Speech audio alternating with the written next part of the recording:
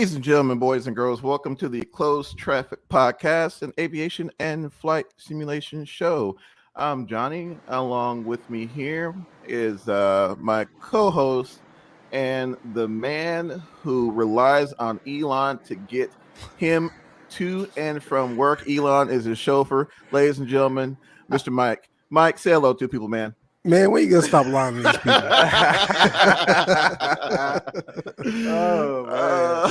Oh man, what's going on, man? What is going on? Man, I can't call it. And guys, what are my manners? I'm sorry. Our third co-host and latest addition to the CTP cohort is my main man, Charlie. Charlie, say hello to people, my friend. Hello, people. How's everybody? We all right. All right, just all right, man. We First all day of college football, and we just all right. Come on, We man. all right. Look at him, man, with his Go Dogs hat on. I see you over there. That's No, right. Lord. Get 'em. Going Dave, duck what's hunting. going on, man? Chief, I see you, brother. Hope all is Chief, well. Dave, how you doing? How you doing? Good to see you guys. It's early Saturday morning, man. Mike, how you been, man? I know it's been a hot minute. We're just now kind of getting back on the tracks, for a lack of better term. So Yeah, man. I mean, just trying to thrive and survive. You guys got me up early on this Saturday morning, but we won't complain. There's nothing man, it's better by than getting lunchtime, bro. That's exactly right. Man, it's by lunchtime. There's nothing better than getting up early this Saturday morning to talk aviation, man. It could be worse. So it could be. Worse. It's true, man. Could be talking bills right now, but Shoot, there's plenty of them. yeah. This is the beginning of the month.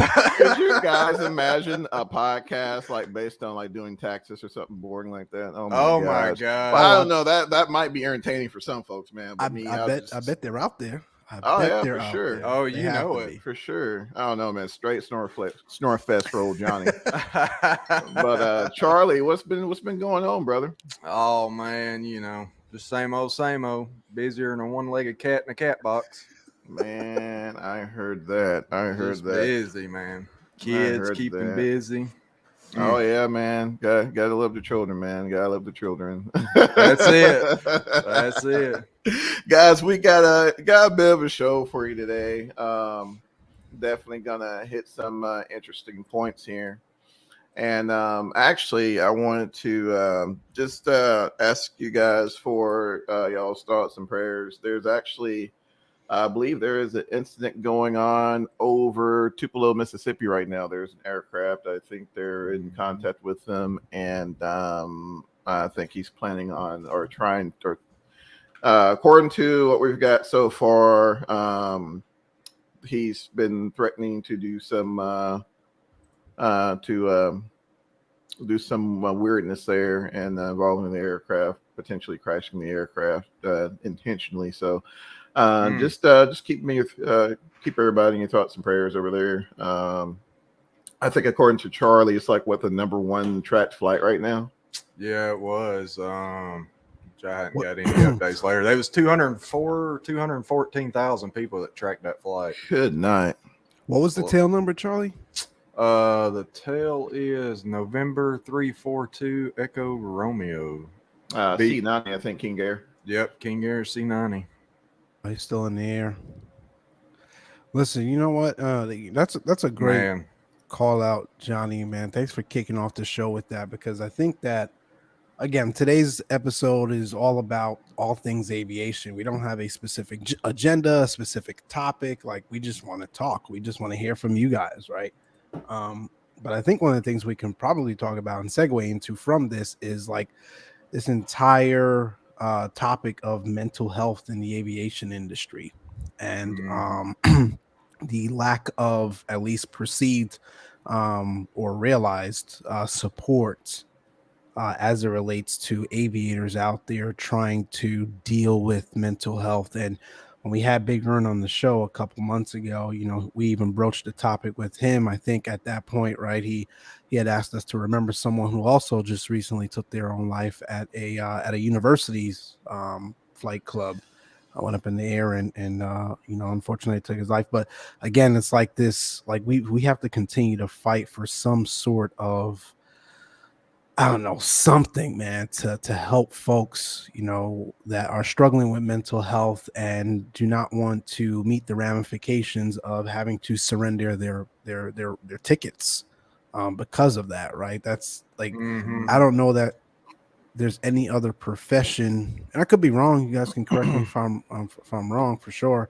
There's only any other profession out there that, like, obviously, like if you're in law enforcement or any of that stuff, Sure, you sure. can go on like a leave or some sort of help though, right? That they would give you, and when you're reevaluated, right, you can sort of come back. I think like it's like a zero sum game in aviation, at least from my understanding, as it relates to dealing with that. I mean, there's got to be different ways, different levers, different something, man, that we can do, as a community, pilots, non-pilots, man, just everyone as a community that are interested in aviation, that have a passion and a love for aviation to to push the FAA to help us get pilots the help they need. Absolutely. That's what it boils down to. Absolutely. And yeah, Mike, you brought up a really good point, man. And I think that's the and it's not just mental health, it's just overall health in general. I think us as pilots, we're a very proud type of individual, and if we encounter any sort of elements, especially as you get on up in age, like myself and Charlie, Man, we'll be farting dust soon. I'm telling you, man, I'll be looking up old folks' homes here in a minute. Man, I'm telling you. But things start to not function as well as we would like them to, and of course, with proper diet and exercise, and we do the best we can, but we sometimes we're concerned about losing that ticket, right? And losing the ability to do what we enjoy doing. And sometimes things get missed, sometimes things are omitted in those in those checkups for our flight physicals. And unfortunately, sometimes things can hit a boiling point and become problematic and affect, not only our personal lives, but our professional lives as well in the industry. So, it's definitely something that I think the FAA should, we need a little more visibility on, and, just a little more transparency on both ends there. To prevent issues like what's occurring right now from happening in the future, because this is the first time. Exactly. Not the first time. Yep. Exactly. So hopefully that aircraft comes down safely, and it's a positive outcome for all involved. For sure. Well, guys, I want to segue into something else. We'll keep you posted, as throughout the show as things transpire regarding the incident. But Coronado, Mike, what you think, man? PC-12, talk about it. Ooh, you got the floor. So obviously, I have very little to say because I only just downloaded it last night. I did take off. I did take it for a little spin, but overall, I think it's obviously they did the Coronado thing right, and they came with it in regards to modeling, texture modeling, sounds for the most part. Although I did see a comment in there from, I guess, someone who's either a PC-12 driver or someone that works with PC-12s like all day long. At least what they claim to be. There's some feedback, right? Some constructive feedback as it relates to like the initial startup sounds and whatnot. But overall, it's a gorgeous looking aircraft. No regrets so far. Again, I need to go take it for a full flight, but it's not like where we've experienced in most recent history. You download a plane and it doesn't work, or you can't even get on to download the plane. So far, so good in that regard. It looks gorgeous. I love the avionics package. I love the fact that for those that have the TDS, you can swap out the avionics and use the TDS in there. Again, I'm a sucker for glass. You all know that. So, Yeah. whenever Mm-hmm. you can, even if it's older aircrafts, so you can, do a swap out like that. It's truly enjoyable. Lots of flexibility, man. You've got the GTN, I believe. You've got the couple different variants of the Garmin units in there. You've got the Yeah, Avidyne PMS, TNDS. multifunction unit as well. Mm-hmm. You've got some, basic, actually more than basic autopilot. It looks like most of the things are modeled, right? You see the draw from the batteries when you switch on the lights and things like that. The Yeah, I thought that different was cool. Yeah, ampages that when is you get the cool. generators going. So, fuel flow, accurate fuel flow. They did. I think they did a really good job for Coronado. I think they put their foot in that one. They did, Yeah, for but sure. Yeah. again, there's a lot of feedback out there that there's some things that could have been better, but who's not to say they won't improve it, right? It's just the initial release. I'm sure, from feedback from the community, they'll go in there and tweak some things and drop an update. Absolutely, and Dave actually brought up a really good point. It does take them it takes them a little while to kind of get things lined out, but I think one key point that we should all take into consideration, friends, is that the add-on is $24. Exactly. So um Good point. 24.99 to be exact. So that's something we should be mindful of, or we're going to get an accurate, true to live from, top to bottom simulation of a PT6A. Probably not for that price point. But it's funny because you watch the forums, and us as simmers, we can be finicky, right? So we'll complain if something's like $60, $70 and it's study level, but then we'll complain if it's $24.99 and has basic functionality. So I don't know, and I'm guilty of it as well. Exactly. Sometimes I have to catch myself. It's like, Yeah. hold on, guy, like look at what you're getting, look at the price point, So all in all, I've gotten maybe like an hour and some change. I know Charlie has a few minutes in it. Mm-hmm. I say a few minutes, man. I don't know, man. With that cruise speed, man, we're getting. It's Man. been more than a few minutes for sure.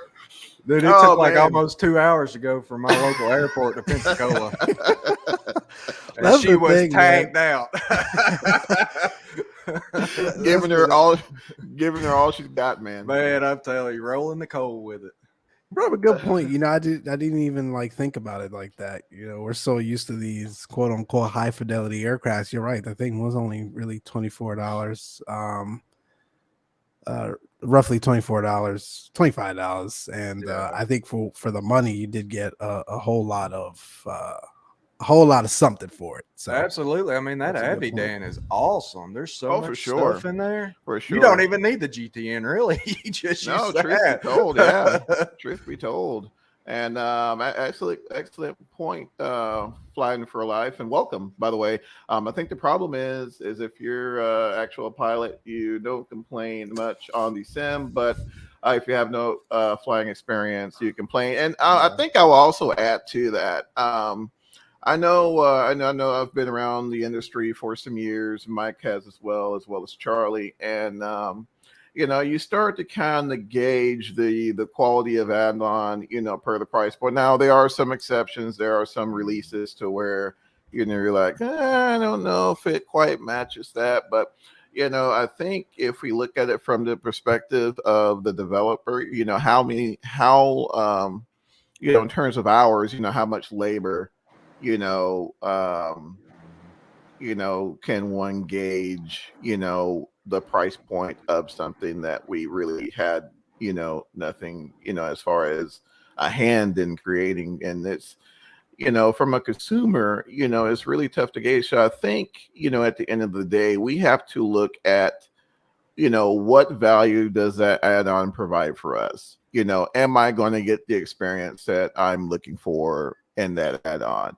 And based our decision on that, because I'm here to tell you, the forum post, they Ooh. go pages long in terms of, oh, this add-on is too expensive. Well, I think the price point's just fine. Well, I don't think so. Well, da da da, and everybody's financial financial situation is different.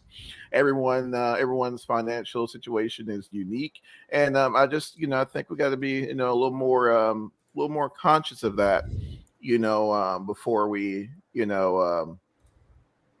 provide feedback or input in terms of how much things cost. But I don't know. It's just me. What do you think, Mike?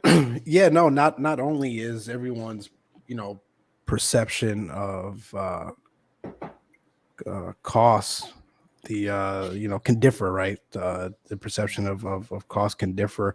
The perception of value can differ as well. I think that's most of what we see across the flight sim industry. I'm sorry, you brought up the fact that everyone's financial situation is different, so that's one aspect of it.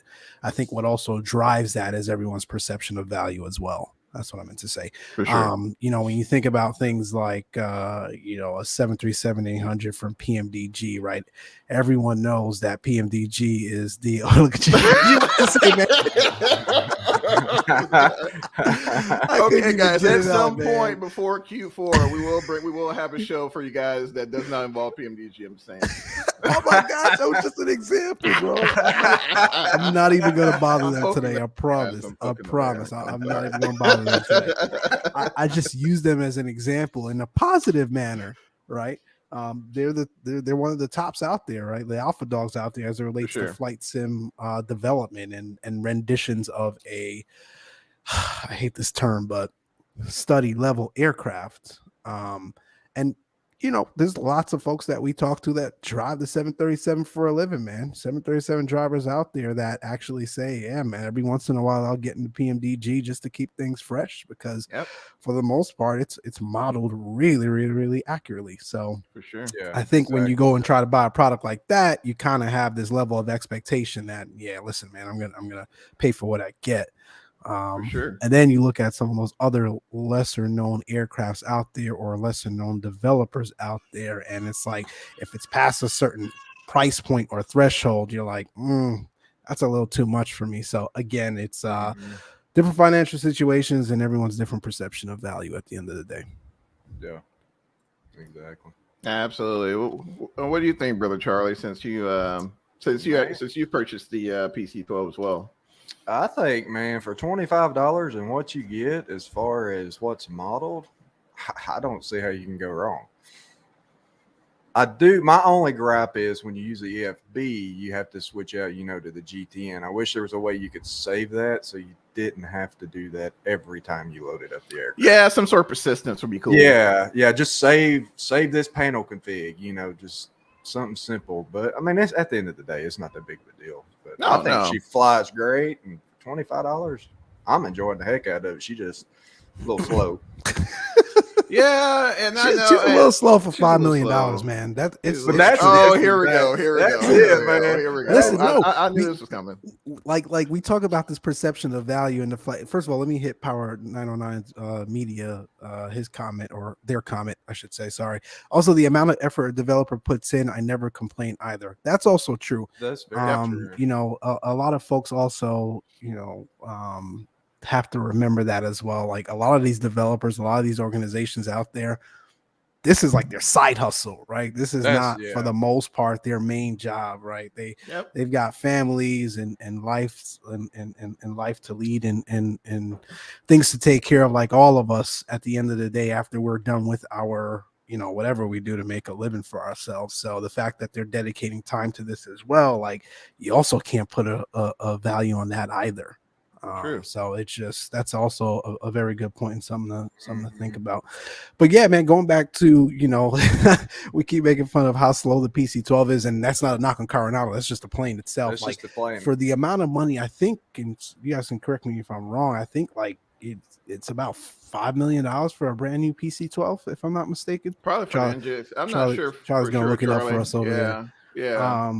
I mean, looked it up, but I can't remember. You think about all the other planes at that price point that you can get, that's far faster than I know, Johnny, in your head right now, you're like, but can it carry the load the PC-12 can carry? Not just that, but I'll get to it. Okay, I get it. But I think there are other more capable aircrafts out there within that price range. I could be wrong, though. This says typically ranges 2 to 2.2. Now, it doesn't say if that's used or new. Oh, okay. I thought they were up in like the $5 million range. Probably that new NGX model they got. I'm Man, sure. that thing's going to be up there. That thing's Oh, for beautiful. sure. Yeah, it's beautiful.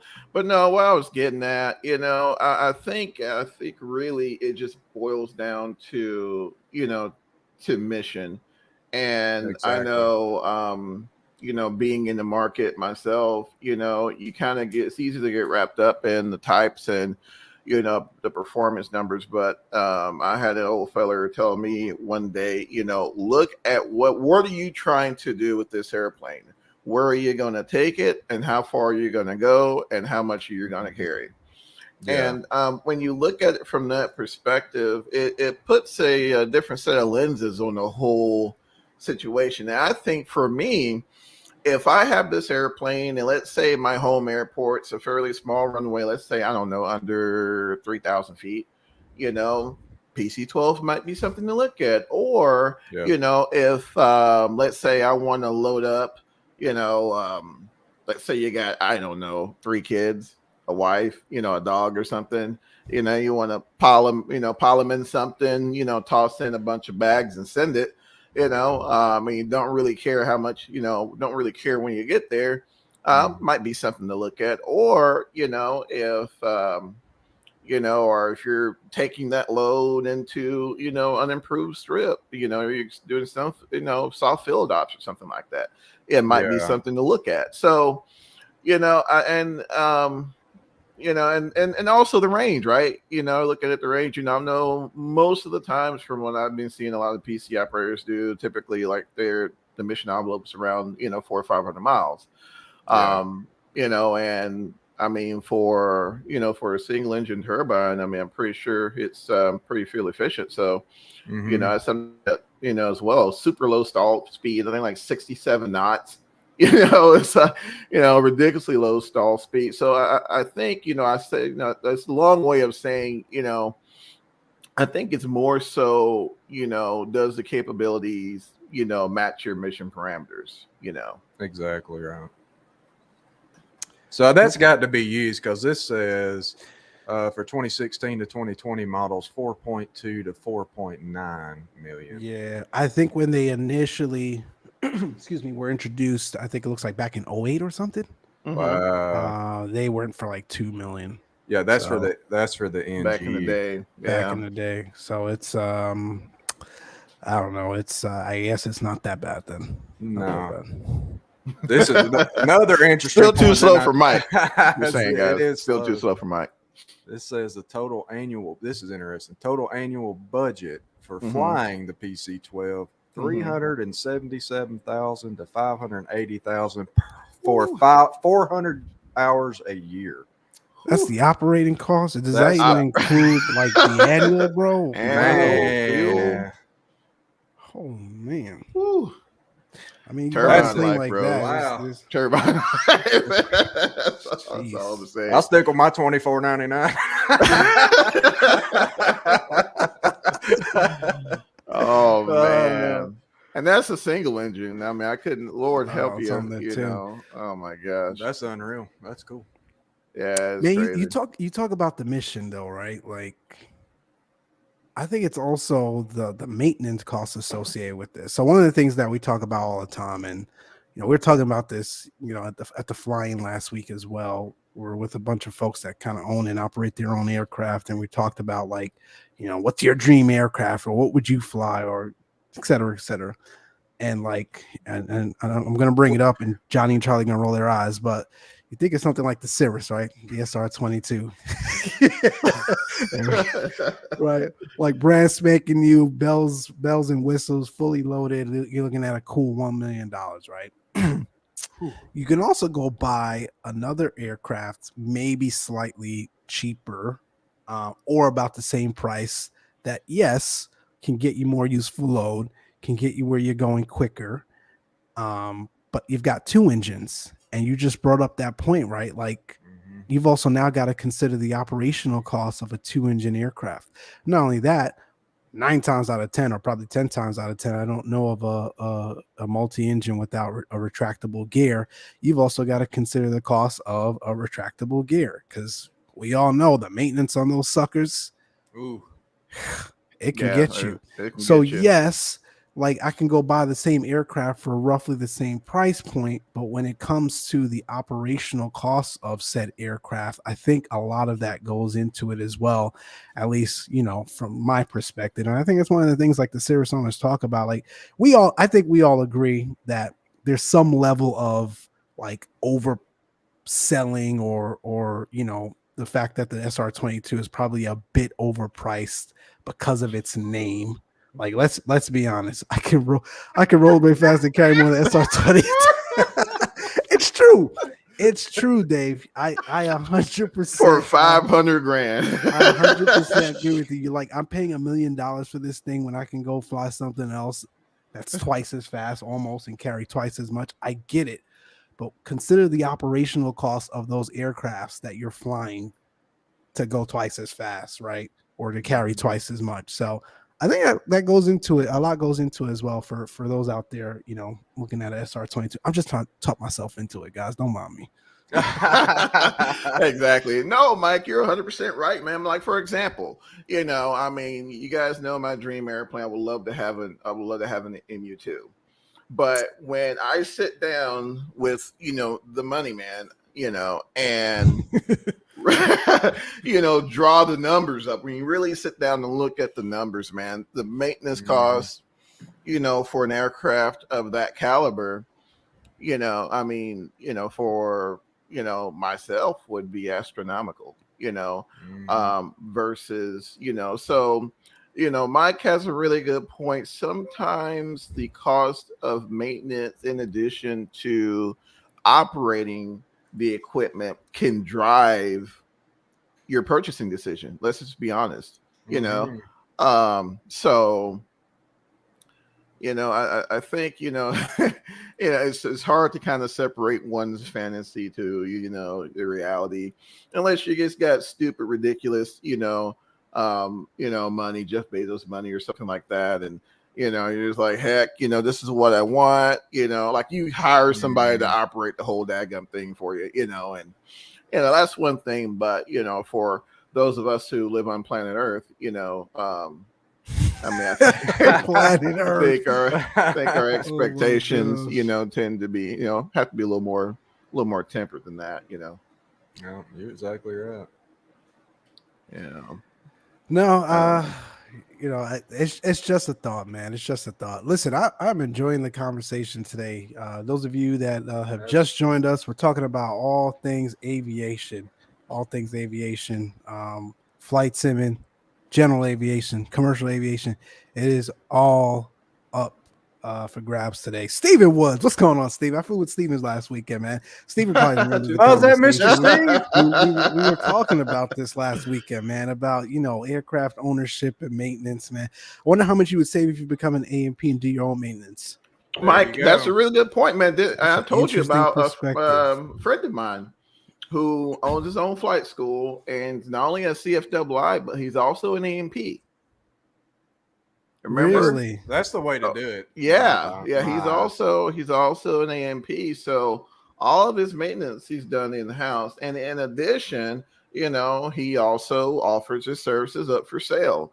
So I mean, to Charlie's point, that's the way to do it. If you got the time, snag that A&P and man, take care of your maintenance. I mean, the FAA doesn't require us to, have an A&P for every single thing you do.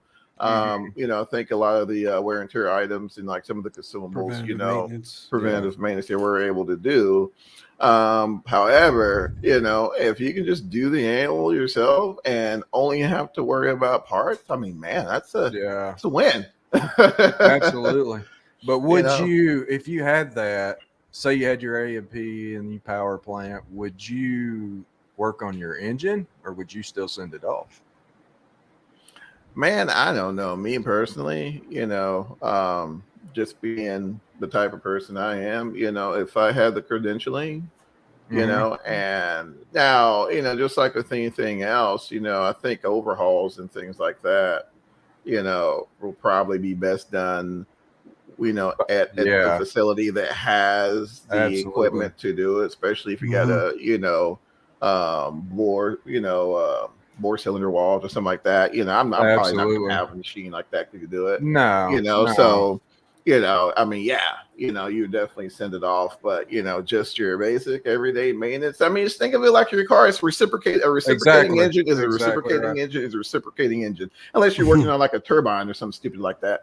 But I mean, just look at it like, what would you do with your car? Obviously you'll change a battery, or if you got some ignition cables, or if you got, or 172 or something like that, you got, magnetos you want to swap out. Sure, you do that. But if you're like going into the bowels of the motor and you're you send that sucker off. About to replace a cylinder. Yeah, you're not going to pour out. I mean, now if you just happen to have a machine that can, turn motors and things like that, 9 times out of 10, you probably got to know how to do it. So yeah, exactly. But no, that's a good point, Charlie. That's a good point for sure. I mean, or you could just take it to Jiffy Lube. I don't know how you 5-minute oil change. Yeah, 5-minute oil change. Yeah, we got one of those too, man. We got one of those too. Hey, that's an idea though. 5-minute oil change for aircraft. You can't do that though, man. That thing holds what? 8-9 quarts of oil. Yeah, that's true. Well, if you get like a pump, right? You get like a pump. Hey guys, I'm just thinking outside the box. Mike looking at me like I'm stupid. Listen, man, no comment, man. I know your gears are always turning. Man. Listen, man, always got to turn, man. I'd never shoot anything down, bro. Always got to turn. That's interesting. Hey, man. But you gotta pay for the MU2 somewhere. I'm just saying. This guy's in his MU2. When I sent that picture to him last week, he lost his mind. Lost my mind, man. He almost flew out there and bought it. Sure did. Man, I didn't know that thing was that capable. Listen, I know you've been talking about the MU2 and telling us for years. Here you go, rolling his eyes together. I did not realize that thing was so capable at all. Oh, for sure. That is pretty awesome. Quirky as all get out, but very capable. It is really quirky, at least according to the gentleman. But I mean, he threw that thing down on a 2,800-foot runway like it was nothing. Really? Yeah, that's the Santa Ynez 2,800-foot runway. Oh wow! Like it was nothing. So that's pretty cool. Speaking of maintenance, what do you guys think about experimentals, right? Because those come with their own sort of contingencies and lower costs, right? Because I think there are things that you can do yourself that you don't necessarily have to send off. In fact, I think when you're initially building them, that you have to contribute to some sort of time, right, in actually building the aircrafts, and then also not having to worry about swapping them with some of the other parts that some of the other aircrafts have to adhere to. So there's some price considerations for going an experimental route as well. And there's some experimentals out there that are really capable, man. Oh yeah. Really capable. It like surprises me every time, like the useful load and the power and like which one is that? The talking about the sling? The sling, yeah, man. The sling TSI. They've got a bunch of different slings, but the sling TSI especially, man. Oh my goodness. I think 3 full bodies, right? 3 adults, I should say. I think will still climb out at like 1,000 feet per minute. Oh yeah, gorgeous interior and a gorgeous interior, gorgeous avionics suite. Yep. So there's some smaller experimentals out there as well that will do just as good, if not better, than some of these other aircrafts we're talking about for a quarter of the cost.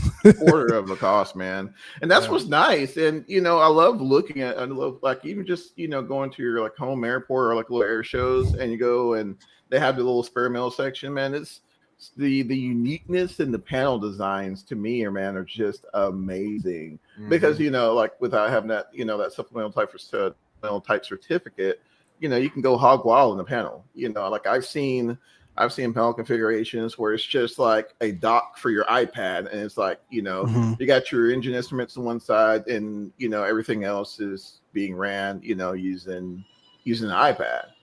And that's really cool. Yeah, man, it's like the flexibility is just amazing. Or you can turn, you can go and drop, $60,000 in the panel. I mean, it's entirely up to you. But There's also another one as well that kind of, I don't know if you guys have seen it, but check out the Sonics. Oh yeah, Sonex. I've been looking at those Super as cheap, Oh well. man. yeah, Yeah, yeah, those super things are cheap. nice too. Yeah, I couldn't fit in them, but I mean, man, they're the price point, man, is freaking Price point sweet. is right. Can't you get in one for like 40 grand? Yeah, bro. Yeah, man. Yeah, Yeah, yeah. They just need to make an XL version. exactly. Instead of XL version. Double XL, maybe triple. Exactly. With a side of grease to kind of help lube up the sides when you get in there. Man, Yeah, you that'd guys be are awesome. hilarious. Yeah, That'd man, be you could awesome. you could get in an initial one. Oh no, even cheaper. The Onyx kit, 31 grand. Again, I don't know What? who's fitting in that thing, but Oh, Mike's 31, gonna send it. 31 grand, man. I don't even know if I could fit in there, bro. To be honest, You sit in a seat, then build the airplane around you. right? This thing looks tiny. Even if I could fit in, I don't know. I'd want to. My goodness. Oh man, is it one of those where you need the flying goggles? I look bigger than the aircraft. No, not quite that bad. Okay, it's got a okay, canopy at okay. least, but All right, cool. I think I'm bigger than the plane. Oh man, yeah, I've seen some experimentals, man. You're like, there's no way I'm getting in it, man. But like you watch the videos, these guys are building these things in like a month, and the kit comes in, it comes in a nice little crate, and I mean, just some basic tools, a rivet gun and all that, and I mean, boom, you got yourself an airplane. I watched one, man. This guy bought a Velocity XL parts from the, I think was it Twin Velocity? It was one of those Velocities. But you guys remember the one I bought, the Just Flight one? Yeah, Yes. remember Charlie? Yeah. That one. That was the Velocity. Yeah, that one. And the guy just bought parts secondhand off somebody. So it was just a bunch of parts and a bunch of fiberglass parts. And I mean, he had from AutoZone. He had like the dome light was from AutoZone or something crazy. Oh wow! Seriously? I mean, oh yeah. I mean, the guy had, I don't know about that, bro. You name it, man. He had it in there. Now his panel was legit. I think he put like a G1000 there or something. Uh-huh. But the panel was legit. But most of the parts. I mean, I guess what needed to be aviation grade was aviation grade. But some of the interior lighting. I mean, he just ordered off of Amazon. So Dang. lots of flexibility. When it comes to the experimental class. That's something you're thinking about, right? Thinking about throwing you there. I've looked at it, man. And like I said, the slings are probably one of the ones that appeal to me the most. But yeah. Again, man, like we've all had this conversation offline. There's some things that you really got to consider when going down the path of purchasing any aircraft. I mean, aircraft. Are you really going to like? Flying is not even like the question for me. Like if I had my own aircraft, I'd be sending it whenever I want. Yeah, you're gonna fly it. Or you're gonna fly it. Yep. But there's also things that happen in life as well where that can sort of throw a wrench into that, and you probably won't be able to go fly as much as possible. But guess what? The aircraft's still going to cost you, even sitting on the ground. On the ground, yeah. And even worse, man, aircrafts love to fly. They don't like to sit on the ground, so it's going to cost you probably even more the longer it sits on the ground. When you think about things like, man, the seals and all that stuff, tires, and the battery and the tires. So there's really some things to consider. But man, again, for those of you just joining, we appreciate you all so much. For those on the West Coast, I know it's early on a Saturday morning. Johnny and Charlie can keep laughing if they want. It's about lunchtime. It's early. Well, actually, we're looking at dinner now, man. We're looking at dinner now, huh? Yeah, bro, it's past lunch. It's past Saturday morning, a holiday weekend. Messing with you all. Anyway, I appreciate you guys coming on. Listen, all things aviation is the name of the game today. We want to talk about all things flight sim, general aviation, commercial aviation, whatever you want to touch on. It's all fair game. How about we haven't touched on anything commercial aviation related yet? So I don't know if you guys have seen the news recently. And Johnny, you're probably our resident expert as it relates to this, man, because you flew for a regional airline. So you can provide some perspective on this. Mesa has announced an increase for overall pilot salaries. Entry level first officer says $100 an hour, and first year captains $150 an hour. I mean, Wow. that Wow. is, and I just threw the link in the chat to you guys, but Sign me up, coach. that is For the minimums, like what minimums are we talking and about? that's what I want to get to. Like for you looking at this now, like let's say we rewound a couple of years for you and you saw this, like what are the things that you're taking into consideration before you just look at the the salary or the hourly rate to say, all right, I'm going to jump into this? Like what are the things? Because I've seen some of the threads back and forth out there amongst some of these people that either fly for the airlines now or are looking to get into the airlines, and there's some there's some reservation, let's just say that, as it relates to this. What are the things you would be looking at? Yeah, that's one of the things that it's tough because you want to fly, right? You went, you get all these certifications, got your ticket, you're ready to go, and boom, here's this company, supposedly offering you the world. So it's like, all right, let's take into the consideration the pay. I think the pay for from my experience is a huge improvement from when I started. So that for me, we can put a check mark on Johnny's list there. But I think my first, and the equipment, it's whatever, man. I mean, it could be a potato peeler if it flies. I'll send it if the money's right. But I think one of the things to consider is the working environment. And Bingo. That's huge, especially if you're at a point in your life where you have a whole family. I know starting out, you're young, you're grinding, you're doing your thing. For some people that may have less of a value. So which again may drive your decision whether to drop that app in or not. But I know for me, having a family and outside commitments, other than aviation, that the work-life balance for me would be huge. And we're talking Mesa, right? Yep, it was Mesa. Yeah, that's yeah,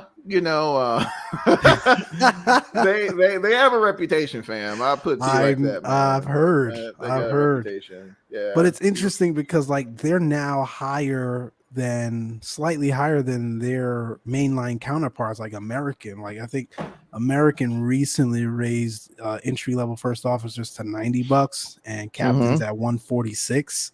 I mean, again, you're looking at now 100 on the regional side and 150 for first for captain. So but to your point, like work-life balance and some of those other considerations, and even equipment as well. Like I know, to your point, when you're first getting in, you're just looking to fly anything, but like for a couple dollars less, you can have a better overall experience and upgraded aircrafts and just overall better equipment, I think. And then obviously the career path opportunities, I still think people would err to the side of the main lines.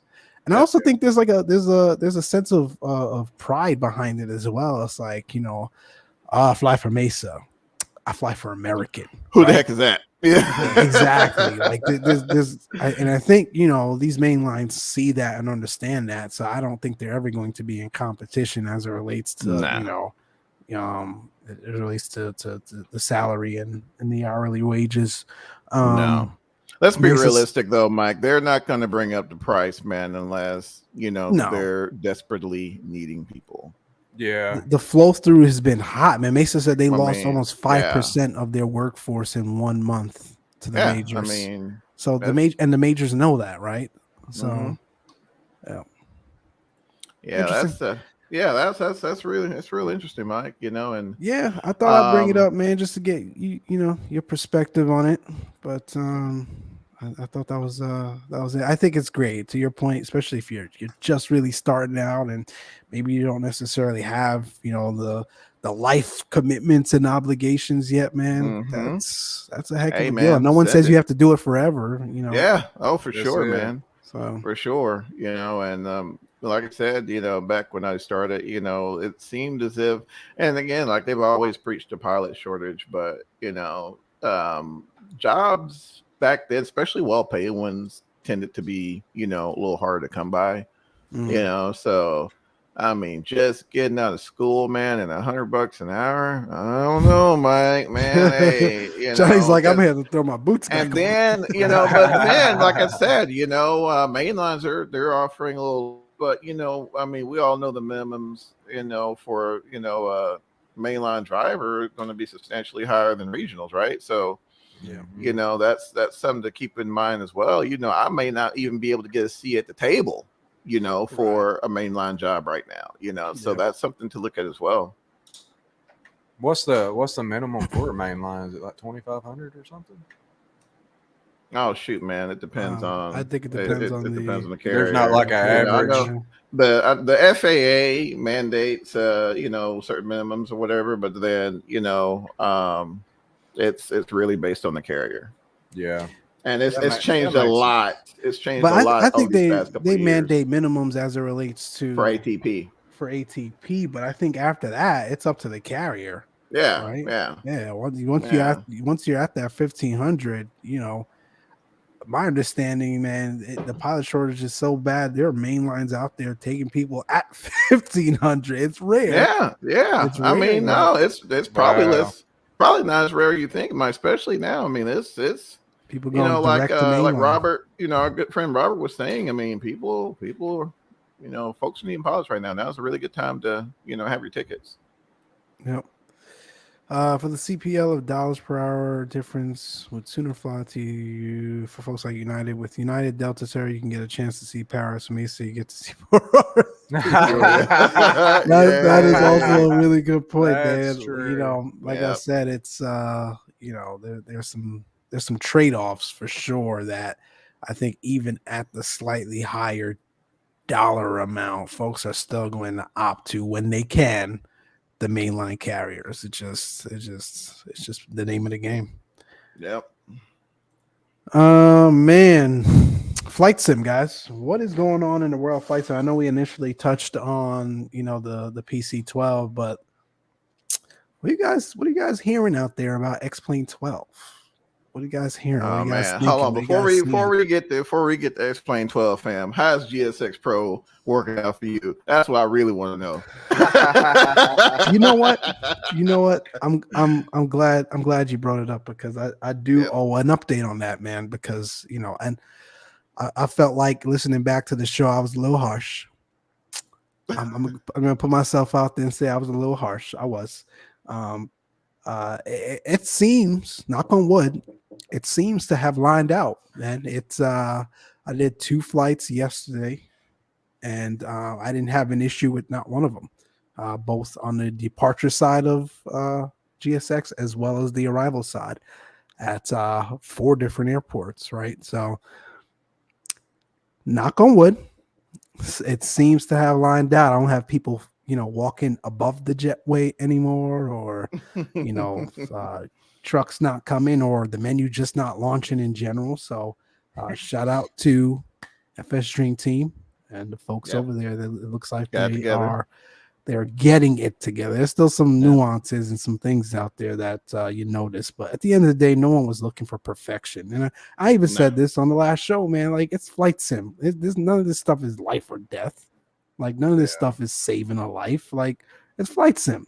I saw somebody complaining because the baggage handler wasn't throwing the suitcase on the belt. Like, exactly. Like, that's not what we're looking for, right? No. We just want the product that you spent your hard-earned money on to just work.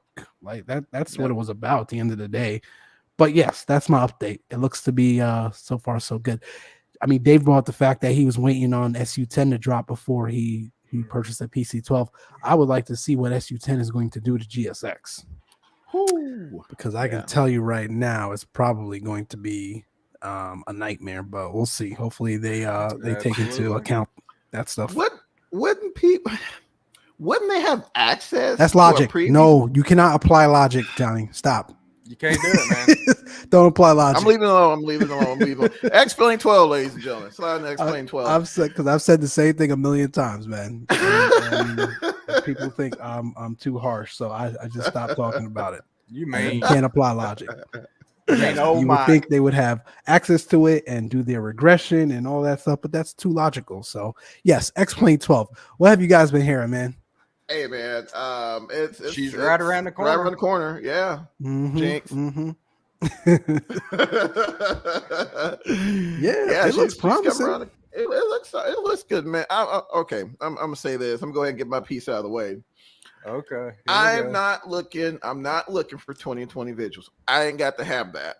Nope. But as long as I don't have to load 14 terabytes of ortho and another gig of cloud visuals and run like 9 applications in the background and like my modules list, the little X-Plane plugin list, like stretch the length of my entire monitor vertically, I'm good. Like I said, if we can get a relatively decent improvement in visuals, and we can get some seasons, it'll be nice. I think from when I was looking at some of the previews, they have implemented like snow and ice and things like that. Yeah. And Austin being Austin, and looks like they got some braking action going on there. So Oh, really? that's that's pretty sweet. I was watching a video with I think they featured the A330. It's funny how I'm not sure how they really choose the airplanes to feature. But anyway, they they were demoing like ice and things like that. They ice and things like that. So that'll be cool. And I think one thing I myself might look into venturing in is rotary. The helicopter functionality seems to be pretty strong. I've heard it was good in 11, but equally so is strong in 12. So we'll see, gents. And so far I've heard that the majority of the add-ons, of course the add-ons that have been done here recently, should flow right into 12. So that will remain to be seen. I don't know. Except for ortho. Man, hey. I mean, that was like late breaking news to me, man. Sorry, go ahead, Charlie. No, that's exactly what I was going to say. The announcement Vertical put out. Yes, please go ahead, man. Go ahead. Saying that he was pulling V-States off of his server because it wasn't going to transition over. Yeah, I think he cited some maintenance and support costs associated with that. First of all, shout out to Vertical, man. Like for those again that are familiar with absolutely, my audience here that is the flight sim audience and familiar with X-Plane and familiar with Vertical simulation. Guy's done a hell of a job and one heck of a contributor to flight sim and I think one of the things for sure. He was one. I think. Gosh, our first guest on the show. He was our first guest, man. Well overdue. Yeah, Vertical, we're looking for you, buddy. We're looking for you, man. One of the things that has always stood out with him is like the price point. Again, being able to get folks into some of these products, that don't really have the disposable income. He's been really, really great at that, and to provide V-States the ortho for as long as he did for the majority of the country for free is just insane. So first of all, shout out to Vertical. But I was kind of disappointed that it had nothing to do with Vertical. I think it's just the way X-Plane 12 is going to be developed or configured or whatever. A lot of it won't transition. That's interesting. But will we need like maybe a different, maybe the ortho needs to be a different format, or do we need that's why I'm trying to get away. You need ortho, bro. You're gonna need ortho because like they've even said it here, man. The AutoGen looks like crap for 2022, 2023 sim. And I think like that's always been a thing. Like no one has ever complained about X-Plane in regards to like the flight dynamics, the flight modeling. It's always been solid, but it's always been the lack of just high fidelity visuals. And to your point, Johnny, we're not looking for 2020 visuals. Exactly. I think Austin has made it clear he is in no way, shape or form trying to compete with 2020. Although that doesn't make sense to me, but fine. I think he feels like he could do it on physics alone. And I don't think he's done a great job. He's done a great job, but like when you look at the core audience of flight simmers out there, there's only a subset that actually care for the actual flight dynamics, That's or is true. going to notice the differences between the flight dynamics in X-plane Precisely. in 2020. Mhm. There's a good amount. Don't get me wrong, right? Especially for avid simmers or even real world A pilots, commercial, yeah. you Yeah. definitely notice. But I mean, 2020, and we've talked about this all the time. 2020 has opened up a door, right, for a new sort of regime, a new generation of flight simmers that really weren't into it before, just because of The visuals. the visuals alone. Like the fact that people can get in a plane, take off from their local airport, and fly over their home, and like it be like, you know, spot on, is something that X-plane will never be able to compete with unless they go back to the drawing board and start from the ground up, which again, I doesn't look like Austin has any interest in doing. To your point, Charlie, you know, his mind is made up, and you know, where he sees flight simming, the I guess the benefits of flight simming and the point of flight simming is in the flight model and the flight dynamics The feels. and the Yeah. feels and the look and feels, I should say. So Yeah. I get it, man, but also to Johnny's point, like it's kind of exhausting running 12 different applications just to get the overall immersive feeling in the sim, and not only, you know, run 12 different applications, but manage 12 different applications, pay for 12 different applications, and it's a lot of these applications are taxing on your sim, like X and Viro. First of all, Oh, I can't run it. $75. First of all, I can't run it. and then like to your point, I can't run it either. It brings the sim to a crawl. So yeah, man, we're looking for a sim where we're able to just get that stuff out of the box, and I think Yeah. again that's where 2020 shines. Yeah, no, you're 100% right. I You know, agree. gents. You know, but you know, I mean, what you described, Mike, has that's Austin. You know, that's, you know, his mind is made up. You know, and you can take it or leave it. And to be honest, part of that, you know, part of that, you know, part of it, kind of respect. You know, I mean, Of he's very course. confident Yeah. in his product. Um, you know, he knows in terms of you know, fidelity from a flight modeling standpoint. Um, it's it's the best out there, you know, that, you know, that's available for most, you know, most users. And I get it, but you know, sometimes I think you know, I think he should be a little more, you know, a Receptive. little more, yeah, just a little more receptive, man. You know, to the community. I mean, I have seen some things that, you know, the community has asked for that he has implemented. Mm-hmm. Um, Mm-hmm. you know, which is great. You know, that's awesome. You know, Right. but I mean, and you just watching some of his Michael Brown videos, which are actually pretty good. I mean, if you Yeah, guys want they to get are. schooled, you know, watch this video where he explains this. I forget the name of of the flight control system for helicopters or whatever, but it's just they just posted it not too long ago. And he, when I'll put it to you this way, when you get out of it, you have a really decent understanding. If you weren't aware of, you know, the general functions and how it functions on Mm-hmm. rotary aircraft, you will come out of that video. You know, he's very passionate. You know, and again, that's Yeah. you know, I respect that from him. You know, he can. Very few developers can not only explain the functionality of the software, but you know, software that's running a simulation, but then also, you know, expound on the, you know, thing that it's simulating. You know, normally they rely on, you know, third party or someone to provide insight on how something should, you know, function. But I mean, Austin, he'll whip out a whiteboard and get to, you know, diving into some heavy aerodynamics. And I got to say that's, you know, I definitely respect that from them. AMR Archives brought in actually a really good point. 2020 shines until you lose your internet connections. I am dealing with it because Man, poor Johnny. oh my gosh, man, the struggle is real. You know, I have Starlink. Shout out to Elon. I have Starlink, and it's great, man. But sometimes it's just 2020 doesn't like it for some reason, and I'm, most of the days I'm pulling like, over 100 down and like 8 or 9 up.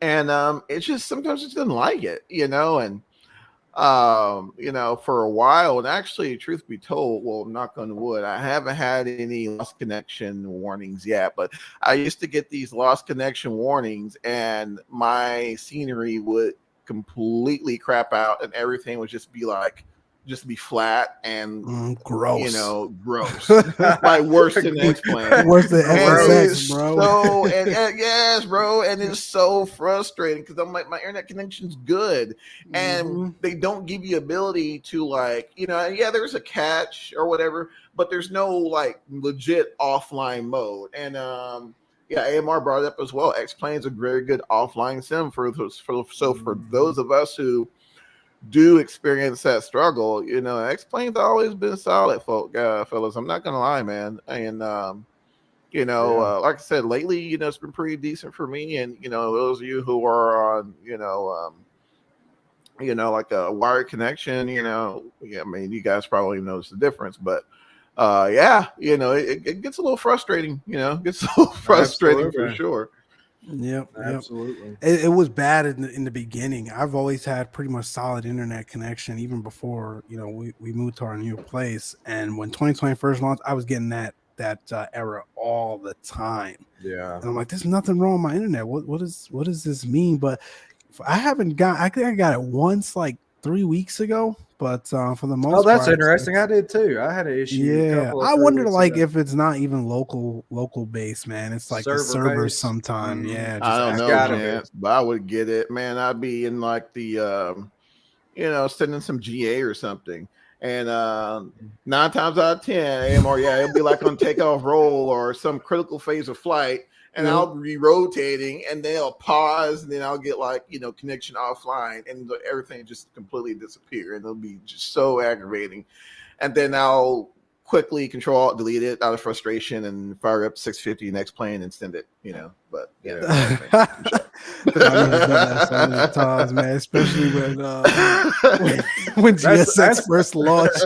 Oh man said, "Forget this. I'm sending the 650." Oh man. And she's never failed me, man. Shout out to Hot Star and the 650. Man. Yeah, that'll be pretty interesting in 12 as well. Like I said, they said the majority of that should work. So I don't know, we'll see. I got a question, man. How many folks out there are in ground school? Whether you're in it full time, trying to get your pilot certificate, or you're dabbling in it, you're just looking at the books and whatnot, man. How many out there? Because one of the things I wanted to do today, man, was just go through some ground school questions, right, at the private level. Why not? Some basic ground school questions. So what I'm going to do, we're going to continue to talk about topics and whatnot for sure. But what I'm going to do is we'll throw some questions in the chat. Feel free to answer. First one to get it right in the chat wins. It's that simple. So we'll throw one in there. I think we talked about maintenance for a couple minutes ago. Let's talk about maintenance. So we'll throw up the first question in here again. First person in the chat to get it right wins. But yeah, man, I'm looking forward to X-Plane 12. Listen, at the end of the day, and I think we talk about this all the time, it's about options. We're at a really interesting time in flight simulation in general. Like I can go back, even just a handful of years, and we really never had the options that we have today, both in add-ons from scenery, aircrafts, but as well as options within flight sim. And don't Google the questions either, guys. Stop cheating.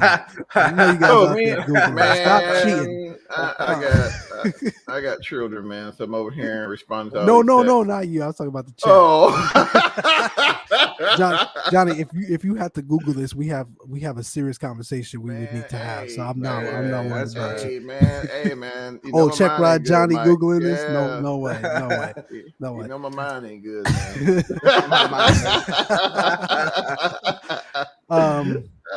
but yeah, man, I think we're at a point where I think like sky's the limit. It's so awesome that we have all of these options available to us in both. To your point where you to use the quote unquote terminology from consoles and computer gaming, rage quit, right? Because flight sim isn't working the way it's Snap supposed the to work, control. right? You could just hop on another sim, right? That's It's really that simple. We didn't really have those options before, so Unless you're all the playing PGA nagging and the 23 or complaining we 21. do, or at least I do, like I think we're at a really really good place. Yeah, that's true. Well, like I said, unless you're playing, PGA 2K21 and can't go anywhere else because there's nothing else to play. But I Dave, suck at take it golf, easy, y'all, just man. for the record. We'll see you, Suck at Dave. golf. Thanks for hanging out with us. Yeah, Appreciate man. everyone hanging out. Man, we're an For hour sure. into this. I feel like we just got started. I know, Yeah, man. Appreciate Rolling. you all tuning in to us. Again, we're talking about all things flight sim, all things general aviation, all things commercial aviation. It's all fair game. Doing some ground school stuff. Jump in the chat. Feel free to interact with us. We want to hear your opinions. Again, we don't have these kind of shows all too often. It's always us doing the talking to ourselves, bouncing things off of ourselves. We want to bounce things off of you guys, man. Like, Right. appreciate the interaction so far today. Those just tuning in, jump in as well. What aircrafts are you guys looking forward to in the realm of flight sim? I know one of the things out there coming down the pike here is the MD-11. Is my understanding for 2020 from Inervix. I messed their name up. The Inverness, new name. TFDI. Yeah, there you go. TFDI. Yeah. I just still say trying to TFDI. use their new name. I'm trying to use their new name. I know. That's terrible. Again, I'm not a huge Mad Dog fan, and here we go the eye rolls. I see it already. I'm just not a huge Mad Dog fan, but I know there are a lot of folks looking forward to it, man. So, what you guys think? Day one cop. To your point, Mike. I give you a lot of crap, Mike, but I have to say, it's the McDonnell Douglas, man. They use a very funky flight deck logic. And to me, it's very Airbus-like, but no, it's not. No,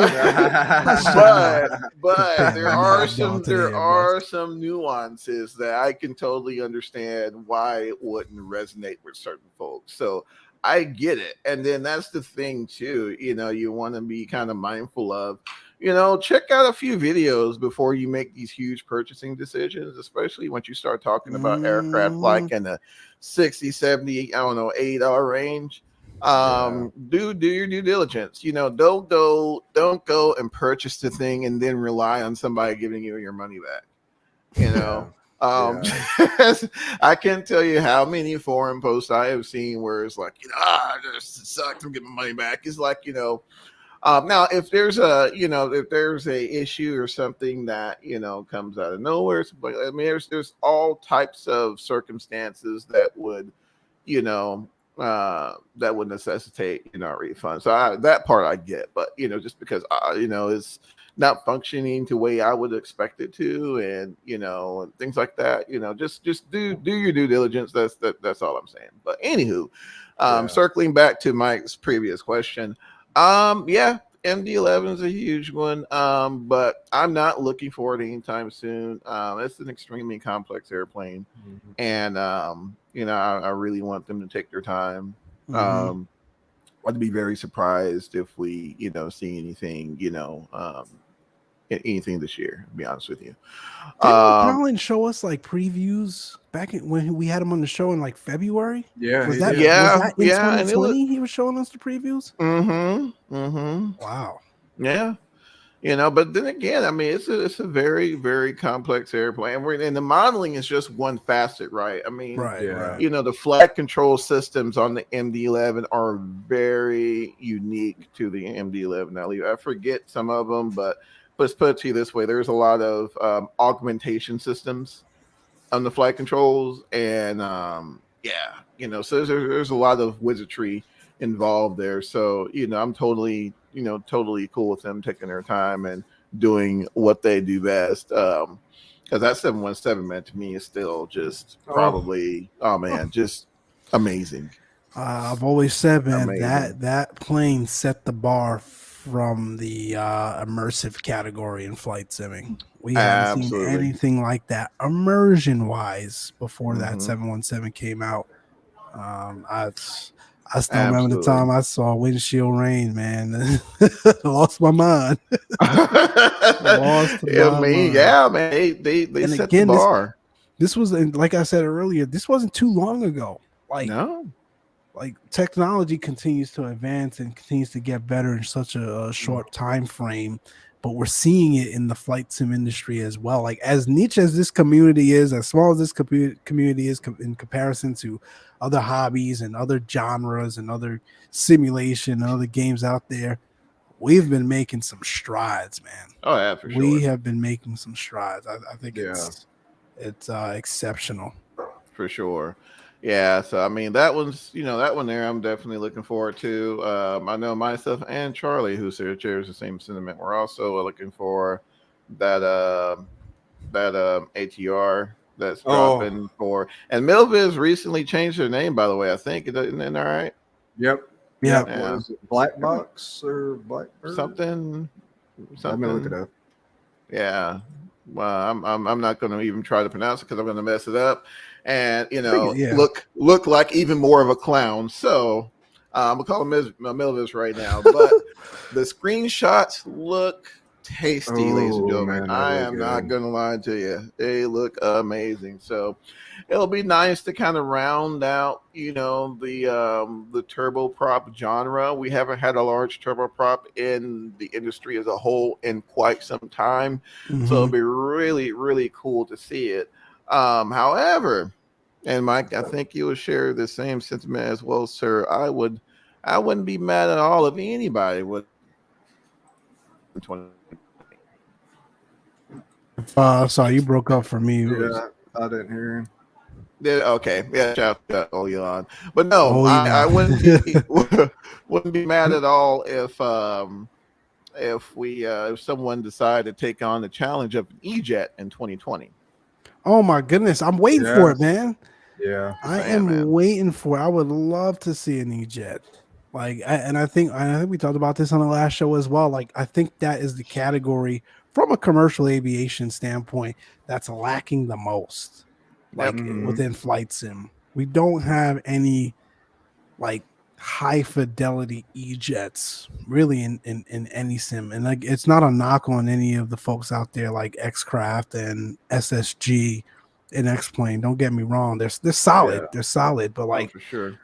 they're not at the level of like, some of the other airliners we see out there. And it could be a lack of data. It could also be that, they probably have done their best. It is what it is. Yeah, for sure. But I would love to. And I know X-Crafts sort of redesign of the E-Jet series that they're working on in X-Plane, it looks phenomenal. Woo. Yeah. Yeah. That thing looks amazing. I cannot Yeah. wait to Yes. check that out, man. And that brings me to another topic, like X-Plane 12 coming out aside, right? There was a lot of talk earlier on, especially when 2020 first launched, and even the months through 2020, like is X-Plane dead, right? In comparison to 2020, like is X-Plane dead? Man, I would say absolutely not. There's always going to be a subset of user that prefers X-Plane, as well as a subset of user that prefers P3D, as well as a Mhm. subset of user that Mm-hmm. still prefers FXX. There's always going to be that particular subset that's always going to favor one sim. And one school of thought is, hey, I don't want to invest my hard-earned money in like 90 different sims.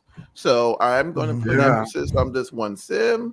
It's not causing me any issues. It's Mm-hmm. lined out, and I don't have the patience to deal with the shenanigans. That I totally 100% understand. So that question has been the same question that's been asked for 20 years in the industry, and Yep. it's they're still there. Even a lot of the smaller, like Aerofly, they've been around for some years as well, and they're still here. So I don't think any of them are really going anywhere anytime soon. I don't think. No, I Yeah, agree.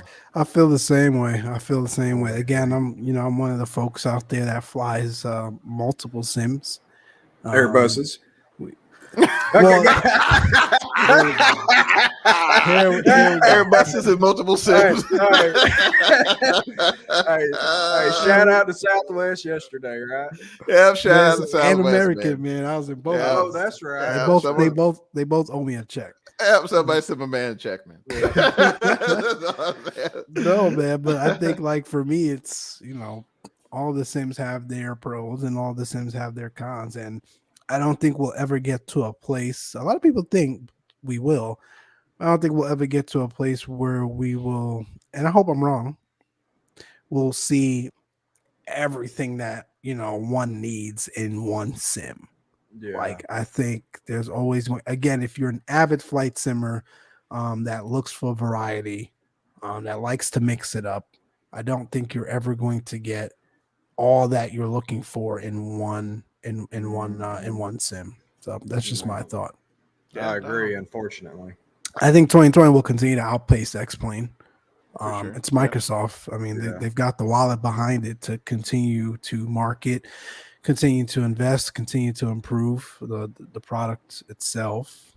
Um, from that regard, but I think yeah. you're more, core flight simmers, hardcore flight simmers, if you will always continue to sort of migrate to X-Plane. What about P3D? Mm. He laughed. I was like, what about P3D? He No, laughed. as far as P3D, I mean, again, I think there's always going to be that consumer base that prefers that things are lined out for them, and they're going to continue to do their thing. However, Mhm. I do not think, and I've never thought this was the case.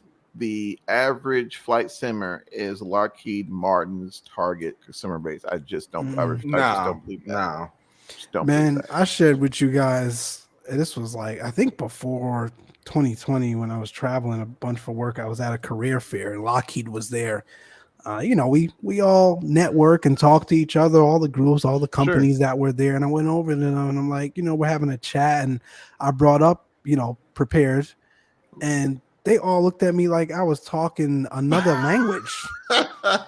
They was like, "What product? Prepared 3D, your flight sim desktop product." Mhm. Four of them. Not one of Nothing them were about familiar with it. Like, it. They know nothing about Really? it. Bro, I Had I no kid you clue. not, had no clue what the heck I was talking about.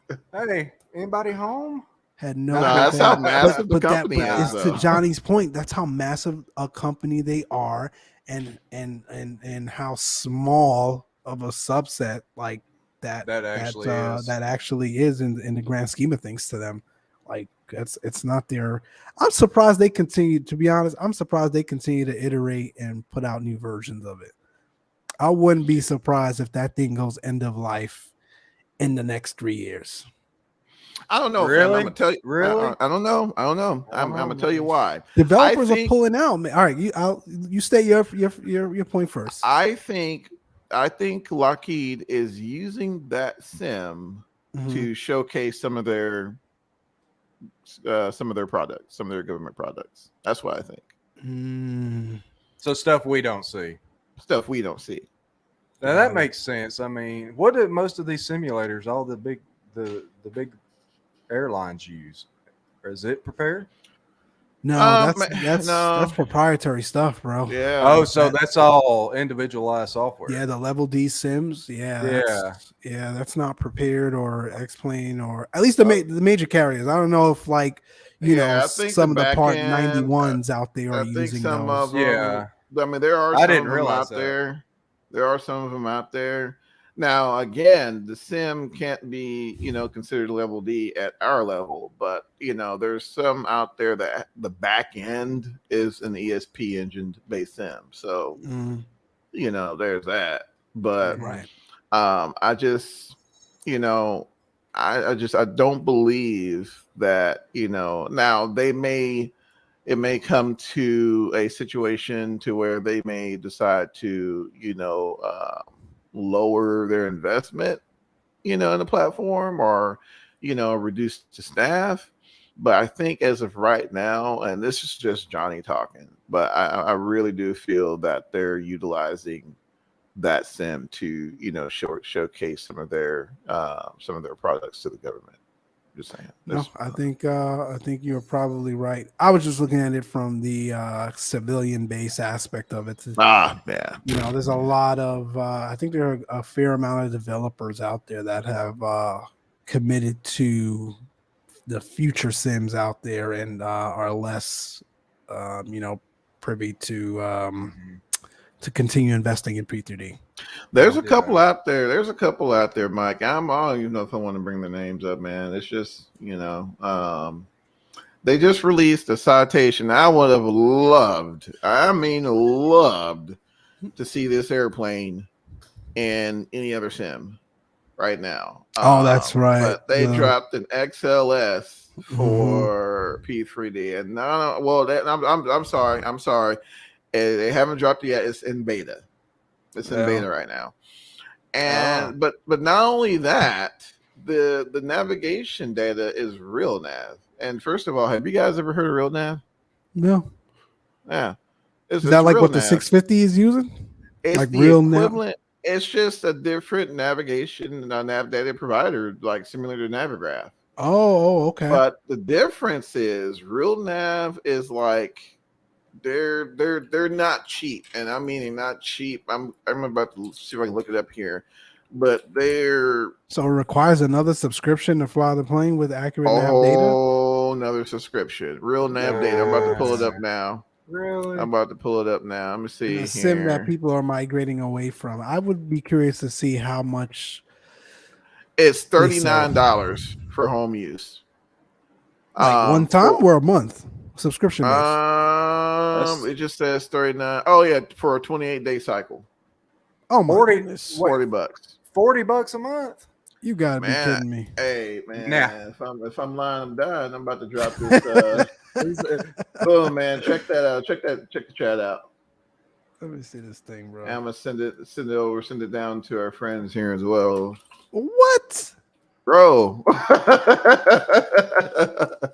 Bro, who's buying that? I'm just saying. For flight sim, unless you can use this as well in the real world, which doesn't unless I don't know, man. It clearly says navigation database for flight simulators.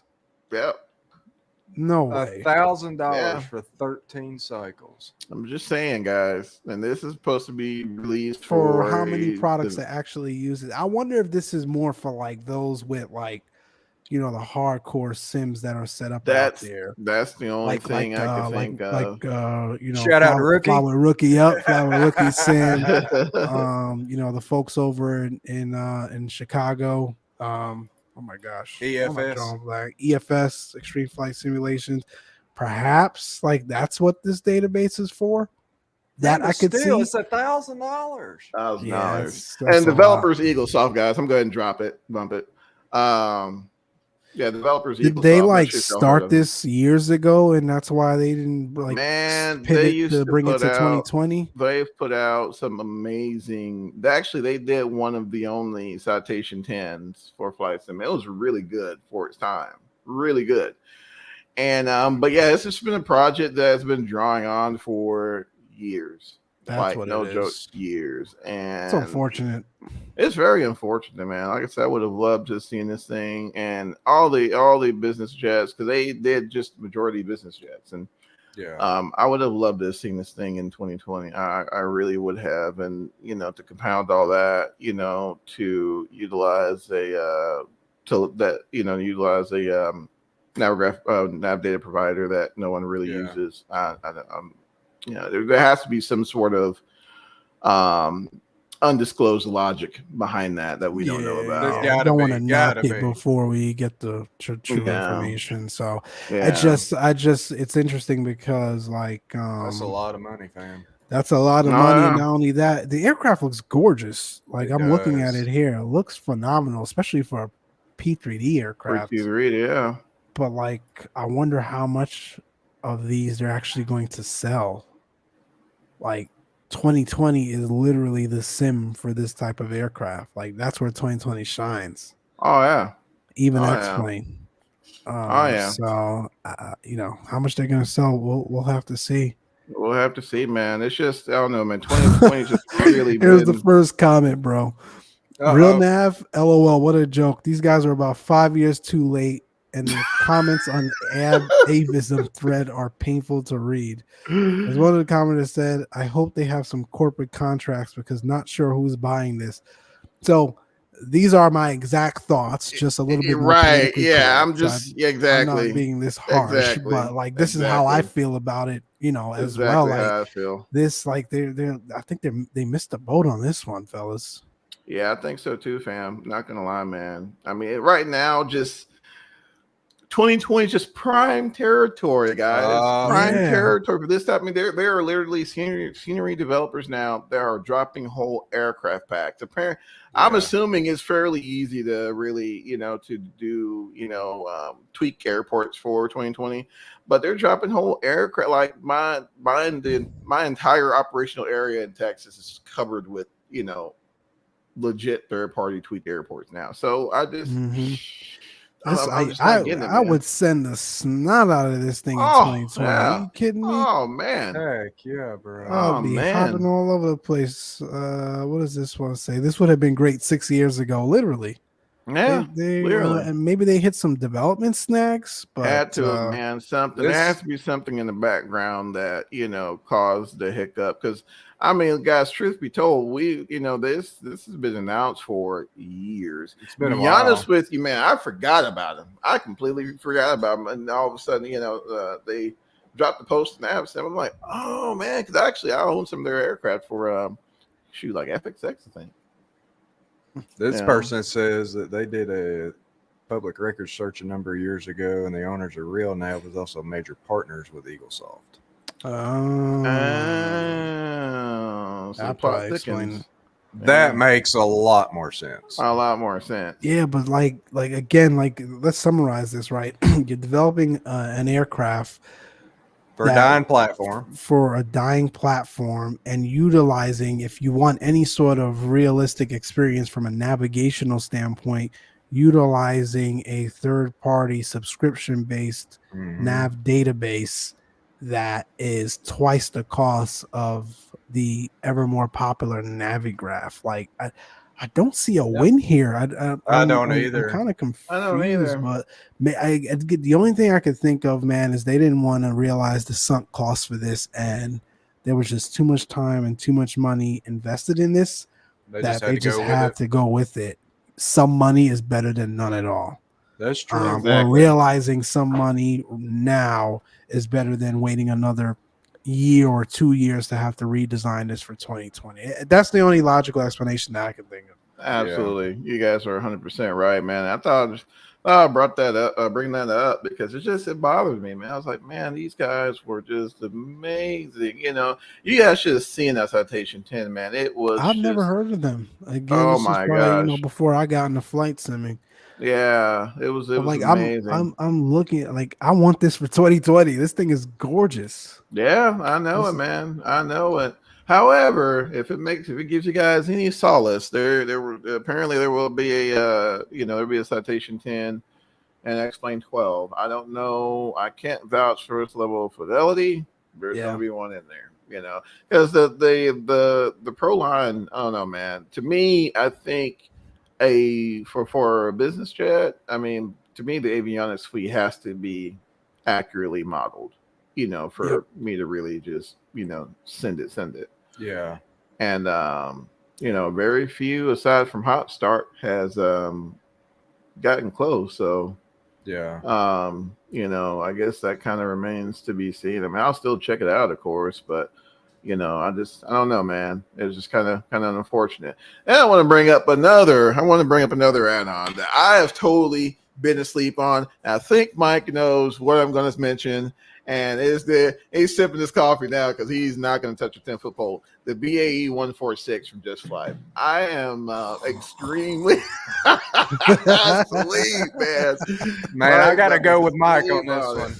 Man, I don't care what you guys say. Oh, That man. for an older airliner, man, it provides a challenge I haven't myself experienced in a long time, and it's very refreshing. It's very refreshing to actually, work to get the airplane from point A to point B. I mean, if you want to, if you want to navigate using VRs, you can do it. The EFB. Oh wow, we have an EFB in a, and Listen, I said I was not going to mess with them today. Don't get me started, man. Hey. Don't get me started. That's quite functional. I mean, I'm just saying, they didn't seem to have any issue. But anyway, um, just a very, very functionally, electronic flight bag. It's not Phoenix and nothing like that, but interactive checklist is actually what they're going to be implementing on the. They're actually going to upgrade the EFB, which is going to be pretty cool. And but just a fun, little, you guys know me and my quirky airplanes, and I love them. And just a fun little airliner to fly. So if you guys haven't checked it out, definitely check out the Just Flight BAE 146, and they're also working on their modernized counterpart, which is the Avro RJ, Avro RJ series. So that's going to be something to kind of keep That one an eye I might on. look into. Keep an eye on. Yeah, it's more, it has the auto throttle because right now, Yeah, Mike's like, I don't want to crash. I can see Mike's face now. He's like, well, But I heard no, what I he's did going into Pensacola. You know the struggle's real over here. man, let me tell you, it's definitely gonna it's gonna reduce the workload substantially. So I'm gonna explain right now because I don't think I really got into how you manage the throttles on the 146. So it doesn't have an auto throttle. It has what's called a TMS or thrust modulation system, right? Mm-hmm. So what it does, so there's mechanical linkages between the throttles and the engines. We're talking old school tech. So there's actually an actuator in between that. And it almost functions similar to the clamp mode on. Yes, I'm about to nerd out, guys. Just give you a nerd alert. So there's Check it's, Rod it's, Johnny's it's what they almost call him. oh whatever. So it's similar to the clamp feature in the MD-80. So what this thing does, it intercedes on your throttle input. So depending on what mode you have the TMS set in. So for example, the sync mode, the system will sync the rest of your other engines based on either engine 1 or engine 2 depending on what you select. So you're not hand fisting 4 engines trying to get them to line out. So let's say for example on climb, the sync function to maintain 88% in 1, for example. So as long as I get my engine 1 set to 88% and I get my engines 2, 3, or 4 in the neighborhood, the TMS or the thrust modulation system will intercede and line the rest of those engines out to 88%. That's about the close to any sort of auto throttle during the climb phase as you're going to get. And that's all simulated in this thing? That's all simulated, bro. Wow. That's what I'm saying. And they've also simulated other functions though. So the takeoff function, it's basic. There's no calculator or nothing. You just put the outside air temperature, which in turn determines your takeoff thrust, or you can either flex it or derate it depending on what term you want to use. You can do that. Or you can also have it, you can set a target GT and it will keep all those engines at target exhaust gas temperature. So that's the TMS. So it's still a bit of a, it's still a handful, but at the same time, it's very advantageous, because again, trying to, hand fist, getting 4 engines to line out and climb is a pain in the butt. I'm just saying. It has your basic indicated airspeed function. So I mean, the autopilot it's useful. It's just you got to work at it a little more than others. Now the Avro RJ fixes all that, so it's very similar to like a 737-500 or so in terms of the flight deck picture. But it has your auto throttle. It has your your digital HSI or whatnot. Your digital artificial horizon. So that that level of aircraft to be a little more along to what you guys are used to. So I am just extremely impressed with what Just Flight's been doing lately. They've been at it for years. They've had some lower tiered. I mean, back in the day, they did like a 757, which was kind of, So when this thing dropped, I was kind of, really didn't think much of it. And I was just scrolling through my, YouTube feeds through all the other whatever, and ran into it. I was like, man, check this thing out. And before I knew it, man, I ended up picking it up, and I have been just thoroughly impressed. Tons of different variants, and apparently, if you only 146, you get a discount on the RJ when it drops. So again, guys, Man, pretty I cool. know you've been sending it. Oh man. And sorry for my facial expressions here. It was not aimed at you. We just had a 4.0 earthquake here, so I was. Is that why your screen was shaking? Is that where your screen was shaking? Yeah, oh man, I would have been freaking out. Shout out to Mike, man. I've been gone, bro. Man, you know it. Gone. Don't know where I would have went, but I would have been gone. I've been straight under that desk. I thought somebody was trying to kick the door down to the house or something. It shook twice. I didn't think it was an earthquake because usually it's just one consistent violent shake, but it hit a little different. I just noticed you got the people's eyebrow. Yeah, that's because of the earthquake flying for life. I was like, what the hell was going on there? The dog came running out and everything. So that's what I thought. I thought your dog may have run into your desk. No. Mike's looking like that's up, man. Oh my god! It was 4.0 just east of us. My goodness. Actually, Lord. Just south of us, 5 miles south of us. Really? That was close. I mean, I've been in SoCal for about 6 years now. That's the closest one I've ever seen to us. So you felt them before? We've had them. I think the last one I felt was 2020.